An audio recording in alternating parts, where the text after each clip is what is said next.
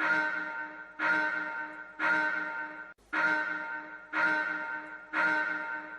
into another edition of Gas. I am Gresh. He is Jason Anik. We're playing everybody and we're winning the game last night. The head coach is fighting people on the sidelines. What do you got for me?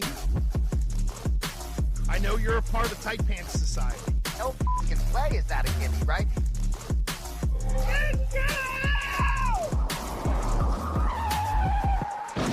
We wrap up a very busy month of August here on Gas. We are back in the normal slot, Tuesday, 11 a.m., Gresh Anik Show, Gas Morning Drive. And I'm with a guy who has so many frequent flyer miles. He's upgraded to John Anik status for his next flight to Vegas. It's Jason Anik, who will be calling Dirty Boxing this weekend down in Miami. How you doing, brother? Oh, great. Back in our regular slot. Gresh back in his regular Carhartt sweatshirt. Mm-hmm. You know, I'd really like to do the whole program with a little bit of a Boston accent someday. Some people really don't like it. I like it. The older I get, the more I like the Boston accent. You know, when I was a kid, I didn't like it as much.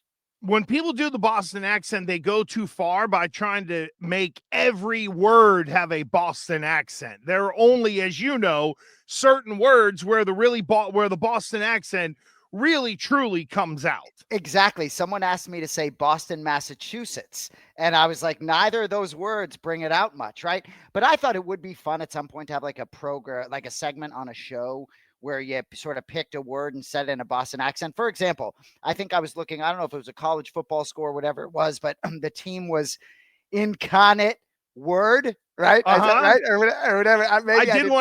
I did one of their games. Yeah. And Incarnate Word. I think they're the Cardinals.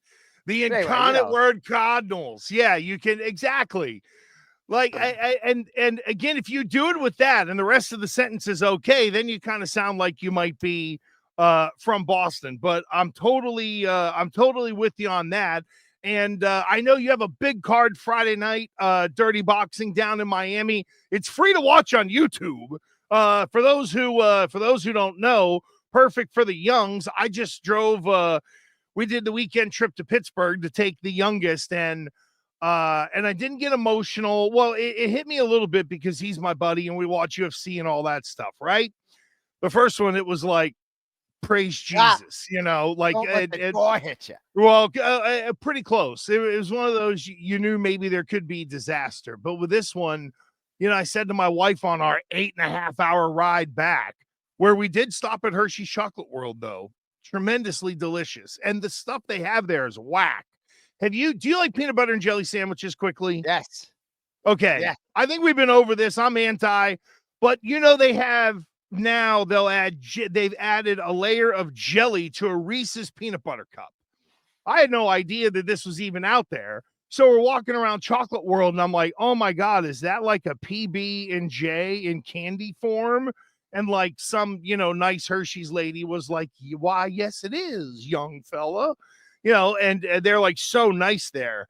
I couldn't believe it. But I mean, we got some from my father-in-law. But anyway, on the ride back, I said to my wife, I said, I don't think it's really going to hit me that the youngest is gone until there's a UFC pay-per-view.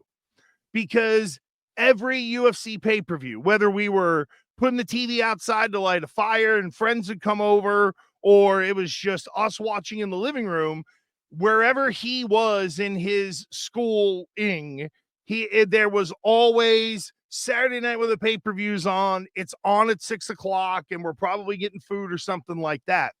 So like the next pay-per-view, it might really hit me that he's not around. And I know he's not going to come barreling through the door and be like, come on, we got to make our bets, which is what he did for 319. And it absolutely cracked me up. Anyway, just a way to tie in the weekend. I love that. And it will hit you. And what you said at the very end, though, that'll be what the connection is, right? You guys will have to be in communication that day to see where the action is. You know what I mean? 100%. But 100%. It is for those of us and to talk about the fights too. Like that's the other thing is that even and here's what it is, Jay, and you would understand the context of this, right? If you're following UFC, you're following it at the highest level. And we talked about how now There's room for others in the world of martial arts like PGF and dirty boxing and all that, power slap, for whatever people think of that. I mean, that's another one. But I think that